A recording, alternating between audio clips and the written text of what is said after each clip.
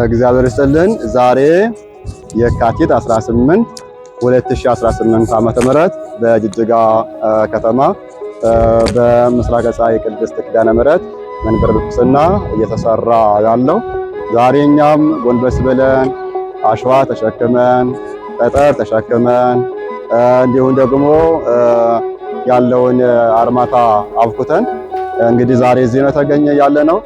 ዛሬ ልዩ የሚያደርገው በእውነት እኛም እንግዲህ ከልብሳችንም ከጫማችንም ጀምሮ ይሄ በጣም ትልቅ በረከት ነው። ደስ የሚል ነው። ባለው ነገር እንግዲህ እናንተም በርቱ ለማለት ነው።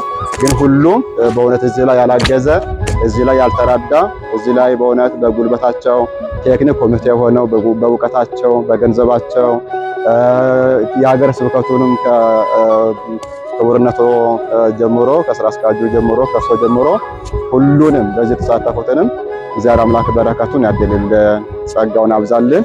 እኔ ከሁሉ አእምሯቸው የታነጸ ስለነበረ ወደ ልማቱ ለመግባት አልተቸገርንምና አሁን የበለጠ እንደምንሰራ የበለጠ እንደምናገለግል የበለጠ አሁን እዚህ ላይ ደርሰናልና ቀጣው ላይ እንግዲህ እስከ G+5 እንደ ባጭር ጊዜ እንደምንጨርስ እምነታችን የጸና ነው።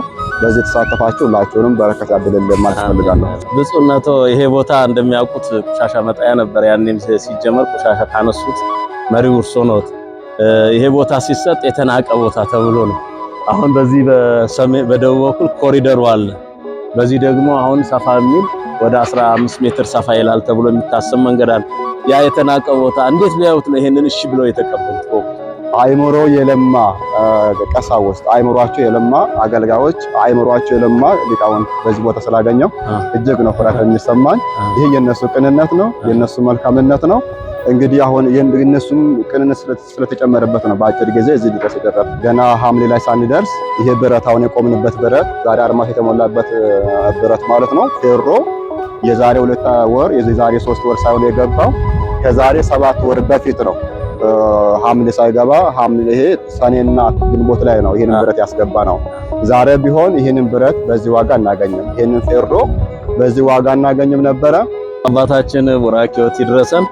ይሄ ህንጻ አሁን ፈርስት ሌቭል ወይም የመጀመሪያው የወለሉ ጣራ የሚሰራበት ነው ስላቡ።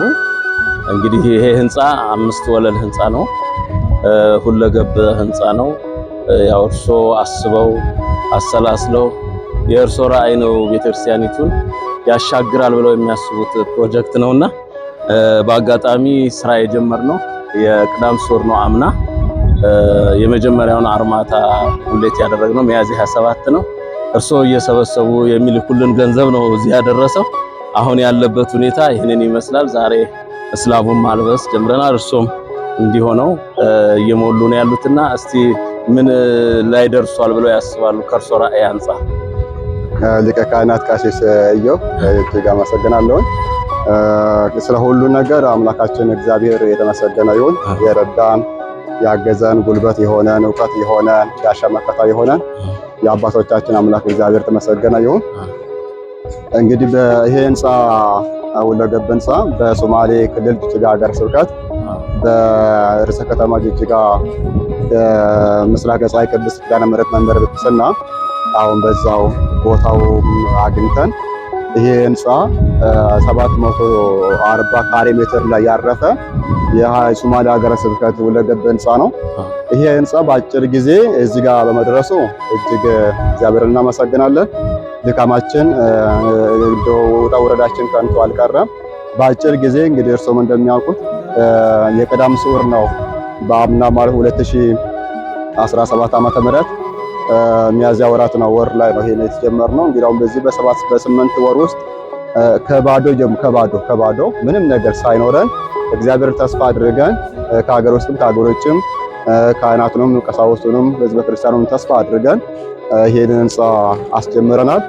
አሁን ደግሞ በአጭር ጊዜ በወራት እኔ ህንጻው ሳየው 3 4 5 ዓመት ያስቆጠረ ነው የሚመስለኝና እግዚአብሔር እየረዳን አሁን እንግዲህ በፊት እንግዲህ ክረምት ላይ ጉድጓድ ነበረ፣ ታች አፈር ላይ ነበር።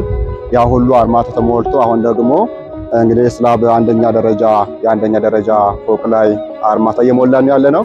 ዛሬ እንግዲህ እኛም እንደዚህ ሆነን ያው አርማታ እየሞላን አርማታ እየሞላን ዛሬ ባሬል ላይ እየተሸከምን ጠጠር እየተሸከምን አሸዋ እየተሸከምን አርማታውን እየሞላን ነው። እኛም እንግዲህ ዛሬ ልብሳችንም ያው ከድሮ በተለየ መልኩ ያው ልዩ አድርጎታልና እኛ ይሄን ሳይ በጣም እጅግ ኩራት ይሰማኛል።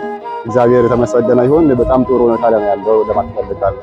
ያው እንግዲህ ብፁዕነቱ ለዚህ ስራ በተለይ አሁን ብረት በጣም የተወደደበት ጊዜ ነው። በየጊዜው ይጨምራል። እርሶ ቀደም ብለው እያሰቡ እያሰላሰሉ በዚህ ጊዜ ብረት አስገቡ፣ አሁን ነዳጅ ሲጨምር ብረት ይጨምራል እያሉ ነውና የኢኮኖሚ አጠቃቀማችንን እንዴት አዩት? ይሄኛው እንግዲህ ምንድነው የነገን በማሰብ ያስተውላሉ። ገና ሐምሌ ላይ ሳንደርስ ይሄ ብረት አሁን የቆምንበት ብረት ዛሬ አርማት የተሞላበት ብረት ማለት ነው። ፌሮ የዛሬ 2 ወር የዛሬ 3 ወር ሳይሆን የገባው ከዛሬ 7 ወር በፊት ነው። ሐምሌ ሳይገባ ሐምሌ ይሄ ሰኔና ግንቦት ላይ ነው ይሄንን ብረት ያስገባ ነው። ዛሬ ቢሆን ይሄንን ብረት በዚህ ዋጋ እናገኝም፣ ይሄንን ፌሮ በዚህ ዋጋ እናገኝም ነበረ። የነገውን እንግዲህ ጠጠሩን ስናስገባ አሸዋ ስናስገባ ፈርምንዶ ፌሮም ስናስገባ ዋጋ እንዳይጨምርብን እያል እኛ ባለን ገንዘብ ላይ ቶሎ ብለን ነው ማቴሪያልን እንደው ስናስገባ የነበረና እንዳቀማችን አሁን ዛሬ ደግሞ ተርፋማ አድርጎናል ማለት ነው። ስላሰብን ነው ስላቀርን ነው ዛሬ ተርፋማ ሆነ በአጭር ጊዜ ነገሮችን በዚህ ልክ ስራዎቻችን የልማቱ ለገበንጻው እዚህ ጋር የደረሰ ማለት ነው። ያው ይሄ የመጨረሻው የነሐሴ ብረት ሲገባ ብፁዕነቱ እንደሚያስታውሱት የእርሶ ልጅ የሆነው ፍቃዱ ይላከልን 1 ሚሊዮን ብር በጣም አግዞናል። እሱ ደግሞ በብዙ ጊዜ እያረዳን ነውና ስለሱስ ምን ይላል? 1 ሚሊዮን ብር ብቻ አይደለም ወደዚህ መጣ፣ በብዙ ሚሊዮን ብር ነው አባቶቻችን ወንድሞቻችን የረዱን ያገዙን። እሱም እንዲሁ እንግዲህ በወቅት በቁረ ምዕመናን ፈቃዱ አንበሱ በሶማሊያ ሀገረ ስብከት ብቻም ሳይሆን በአርሲም ቤተክርስቲያን ስንሰራ ሲራሚኩን፣ አሸዋውን፣ ጠጠሩን፣ ፌሮውን እኛ ሳንቸገር በአጭር ጊዜ ቤተክርስቲያን ሰርተን እንድናስመርቅ እንዲያደርግን ያደረገው አንድ ወንድማችን በቁረ ምዕመናን ፈቃዱ ነው። ለዚሁም ደግሞ 1 ሚሊዮን ብር በነሐሴ ወር ነው ገቢ ያደረገልን። ሌሎችም ወንድሞቻችን በዚህ ያ ብቻ አይደለም እንደው ሳናመሰግን የማናልፈው ከእርሶ ጀምሮ የአንድ ወር ደመወዝ ጠጠር፣ ሲሚንቶ፣ አሸዋ የመንፈስ ቅዱስ ልጆቹ ካህናቱ የሀገረ ስብከቱ የየክፍል ኃላፊዎች የአንድ ወር ደመወዛቸው የአድባራትና የገዳማት አስተዳዳሪዎች ቀሳውስቱም ዲያቆናቱም ሊቃውንቱም የአንድ ወር ደመወዝ በመልቀቅ ለዚህ ህንጻ በበረሃ ያሉትም በከተማ ያሉትንም አገልጋዮቻችን ለዚህ ህንጻ ሲሚንቶ፣ አሸዋ፣ ጠጠር፣ ፌሮ ያላስተባበር የለም። የኛ ይበቀን የነገውን ሶማሊያ ሀገረ ስብከት ራዕይ በመሰነቅ ብዙ ቀሳውስት፣ ብዙ ሊቃውንት፣ ብዙ ምዕመናን ልጆቻችን ከሀገር ውስጥም ከሀገር ውጭም ረድተውናልና ይሄ የሁሉም የጋራ ነው ማለት ነው። የኔ ብቻ ሳይሆን የሥራ አስኪያጁ ብቻ ሳይሆን የሁሉም ራዕዩ ወይም ሐሳቡ አጀንዳው ልማቱ የጋራ ሆነዋል ማለት ነውና ይህን ስናስብ እጅግ ኩራት ነው የሚሰማን። አሁን በቅርቡ ደግሞ ብዙ ጊዜ ከከተማው ምዕመናንም ሆነ የማህበረ ካህናት ርዕሰ ከተማችን ጅጅጋ ላይ ያሉት የአምስቱ አድባራት በጉልበታቸው ያግዛሉ። በኋላ ራሳቸውን በራሳቸው ገምግመው የሰራተኛ ብንከፍልና እነሱ ሙሉ በሙሉ ስራውን በብቃት ቢወጡት ብለው ከትልቁ ርዕሰ አድባራት ወገዳማት ሲጀመር ከትንሹ 5 ሰራተኛ 3500 በመስጠት 5 ሰራተኛ ዛሬ ይውላል ማለት ነው። በአንድ ቄስ ምክንያት በአንድ ዲያቆን ምክንያት እንደዚህ ይውላል እና እንደዚህ ያሉ 20 የ30 የሰጠዋሉ ከሀገረ ስብከቱ ጀምሮና አሁን ከዚህ በኋላ ያለን ስራ ትንሽ ቀልጠፍን። ይሄ ደግሞ የሚያሳየው አጀንዳው ራእዮት ማህበረ ካህናቱ ማህበረ ምዕመናኑ እንደገዙት ነው የሚታየውና በዚህስ ምን ይሰማዎታል? እኔ ከሁሉ ለልማቱ ቀና የሆኑ ዲያቆናት፣ ቀሳውስት፣ ካህናት፣ ሊቃውንት እኛ በጋራ ቀኑ ሙሉ ብንውል ብዙም አንሰራም። ነገር ግን ጊዜያችንን በአግባቡ ለመጠቀም ብለው እንግዲህ የ5 ሰው የቀን ሰራተኛ የ10 ሰው የ15 ሰው የሂሳብ ተሰርቶ ያንን ገቢ አድርገው ነው ዛሬ የሰራተኛውም ጭምር እየከፈላሉ ማለት ነው። ይህንን እጅግ በእውነት አእምሮ የለማ ቀሳውስት፣ አእምሯቸው የለማ አገልጋዮች፣ አእምሯቸው የለማ ሊቃውንት በዚህ ቦታ ስላገኘው እጅግ ነው ኩራት የሚሰማኝ። ይሄ የነሱ ቅንነት ነው፣ የነሱ መልካምነት ነው። እንግዲህ አሁን የነሱም ቅንነት ስለተጨመረበት ነው በአጭር ጊዜ እዚህ ድረስ የደረስነው ማለት ነው።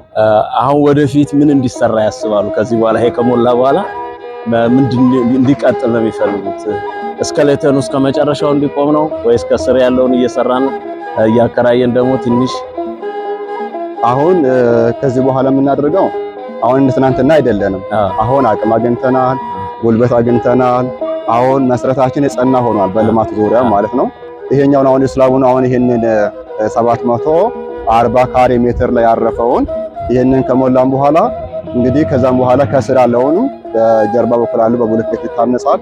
በመስታወትም የሚገነባውም ገንብተን ሴራሚኩም ከስር ይስተካከልና ግራውንዱን ጨርሰን ከዛን እሱን ለባንክም ይሁን የተለያዩ ተቋማት ድርጅቶች ይከራይና ከዛን ደግሞ በዛው ገንዘብ ደግሞ የ6 ወር የ1 አመት ኪራይ ተቀብለን ከዛን ደግሞ አንደኛ G+1 ይቀጥላል ማለት ነው። ከዚህ በኋላ አሁን አቅም ስላገኘን አንቸገርም ማለት እፈልጋለሁ። ብፁዕነቶ ይሄ ቦታ እንደሚያውቁት ቆሻሻ መጣያ ነበር። ያኔም ሲጀመር ቆሻሻ ካነሱት መሪው እርሶ ነዎት።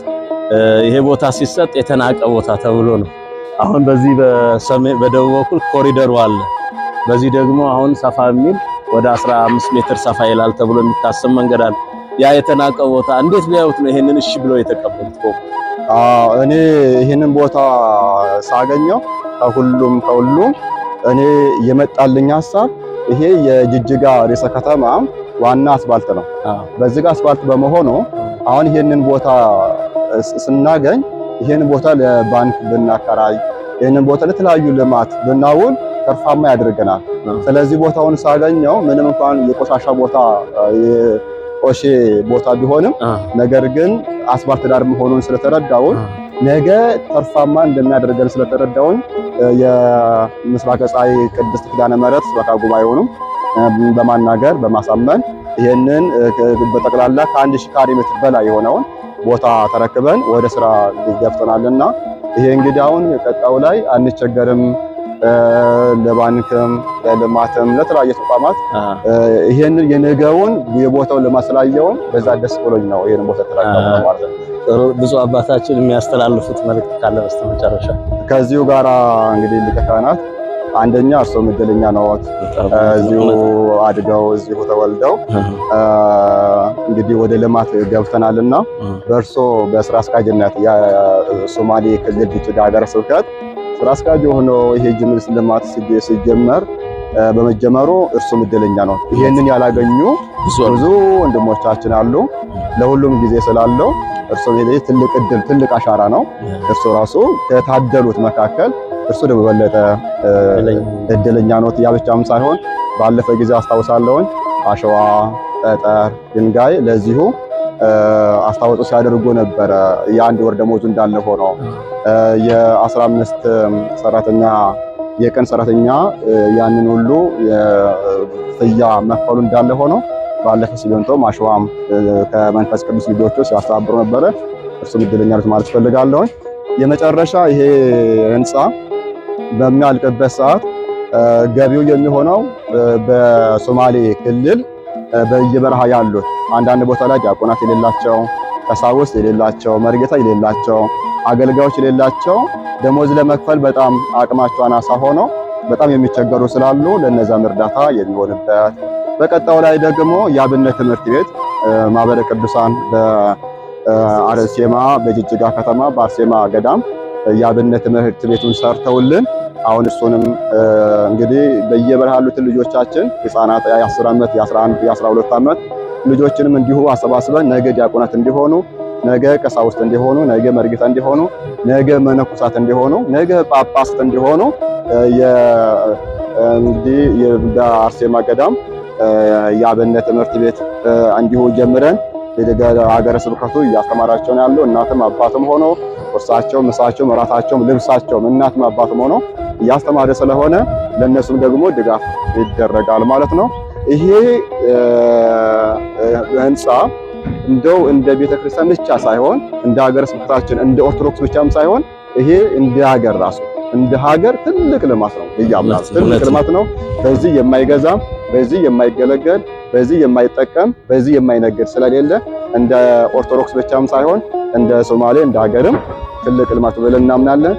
ከሁሉ በአጭር ጊዜ እዚህ ጋር መድረሳችን እጅግ ደስ ነው የሚለኝ። እንደው ክብርና ሞራል ነው የሚሰማኝና እንዲሁ መጨረሻ ሌላው የሚችለው ይሄንን አይተው ከሀገር ውስጥም ከሀገር ውጭም እርዳታ እንዲያደርጉ አሸዋ፣ ጠጠር፣ ሲሚንቶ፣ ፌሮ አሁን ያው እነዚህ ሁሉ ያስፈልጉናልና እገዛ እንዲያደርጉ በዚህ መልእክታችን እናስተላልፋለን። ብፁዕነቱ ቡራኬዎት አትለየን። የእርሶ ቅድስት ቡራኬ ትርዳንና ፍጻሜውን ለማየት እንደምንበቃ በእርሶ ጸሎት እገዛ ጭምር ተስፋ አደርጋለሁ። ዛሬ አርማታ እየተሞላ ያለው በብፁዕ አባታችን መሪነት የካቲት 18 2018 ነው። የመጀመሪያውን የመሰረት ጉድጓድ የቆፈርነው ጥር 13 2017 ነበረ። የመጀመሪያውን ፓድ የመላነው ሚያዝያ 27 2017 ነው። ዛሬ እዚህ ላይ ደርሰናል። ይሄ እንግዲህ በዚህ ፍጥነት ለመሄድ ከቻለን በአጭር ጊዜ ሞልተን ወደ ልማቱ እንሄዳለን። የዚህ ቅድም ብፁዕ አባታችን እንደገለጡት 4 ዋና መሰረታዊ ችግሮችን ይፈታል ተብሎ ነው የሚታሰቡ። ብፁዕነቱ በአስተዳደር ጉባኤው እንዳሳወቁን ሐሳቡንም እንድንገዛው ያደረጉበት አንደኛው ቅድም የገለጡት በበረሃ ያሉት ሊዘጉ የደረሱ አድባራትና ገዳማትን እነሱ አገልግሎታቸው የተቀላጠፈ መንፈሳዊ አገልግሎት እንዲያፋጥን ነው። ሁለተኛው ደግሞ አብነት ትምህርት ቤቱን ማስፋትና ማጠንከር ነው። እስከ ሊቀ ጳጳስ ድረስ ሊወጣ የሚችልበት አይነት ፕሮጀክት እንዲሆን ገንዘብ ስለሚያስፈልግ ይረዳል ተብሎ ይታሰባል። ሶስተኛው ብዙ የሀገረ ስብከቱ እንትኑ ጠባብ ነው። ኢኮኖሚው ሲመጣ ሀገረ ስብከቱን አቅም በማጎልበት ልማቱንም መንፈሳዊ አገልግሎቱንም ያጠናክረ። አራተኛው ወለል ላይና አምስተኛው ወለል እንደሚያውቁት በዚህ ሀገር በተለይ ኦርቶዶክሳዊ የመሰብሰቢያ አዳራሽ ምናምን ስለሌለው አምስተኛው አዳራሽ ያገለግላል። እንደገና ደግሞ አራተኛው የሀገረ ስብከቱ ፕሮቶኮሉን የጠበቀ ቢሮዎች ይሆናሉ ተብሎ ይታሰባል። ከአንደኛ ከወለሉ እስከ ሶስተኛ የሆነው በሚገኘው ደግሞ የአገልግሎት ሰጪ ድርጅቶች እዚህ ተከራይተው ስራ ፈጠራ ለመስሪያ ቦታ ላጡት ያንንም ይቀርፋል ተብሎ ይታሰባል። ቡነቶ በእድሜ በጤና ያቆይልን። ቡራኬዎት አይለየን።